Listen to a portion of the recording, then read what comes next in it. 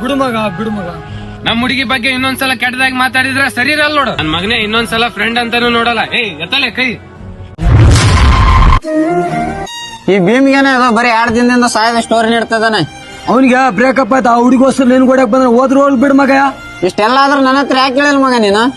ನಿನ್ ಮೇಲೆ ಕೈ ಮಾಡು, ಅವನ ಬಗ್ಗೆ ತಲೆ ಕೆಡ್ಸಿ ಅಂತ ನೀನು ಅದೆಲ್ಲ ಮರ್ತೋದಲ್ಲೇ. ಹೇಳಿದ ಅರ್ಥ ಮಾಡ್ಕಲ್ಲ.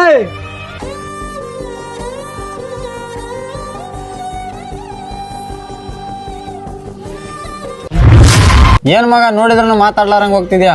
ಏನ್ ಮುಖ ಇಟ್ಕೊಂಡ್ ಮಾತಾಡ್ಬೇಕು? ಏನಂತ ಮಾತಾಡ್ಬೇಕು ನಿನ್ ಹತ್ರ? ಒಂದ್ ಮಾತು ಹೇಳ್ತೀನಿ ಕೇಳಿಸ್ಕೊ ಮಗ, ಇಲ್ಲಾಂದ್ರೆ ಹೋಗ್ಬೇಕು ಅನ್ಸಿದ್ರೆ ಹೋಗಮಂತ. ನಿನ್ ಹತ್ರ ದುಡ್ಡಿಲ್ಲ ಅಂತ ನಿಮ್ ಹುಡುಗಿ ಬಿಟ್ಟವಳ ಅಂತ ಗೊತ್ತ ಮಗ ನನಗ. ನಿನ್ ಹತ್ರ ದುಡ್ಡು ಇರ್ಲಿ ಬಿಡ್ಲಿ, ನಿನ್ ದಿನ ಹಳೆ ಬಿಟ್ಟು ಯಾಕೆಂದ್ರೆ ಕೂಡ ನೀನ್ ಸಾಯೋವರೆಗೂ ನಿನ್ ಜೊತೆಗಿರೋದು ಬೆಸ್ಟ್ ಫ್ರೆಂಡ್ ಮಾತ್ರ, ಅದು ನಾನು.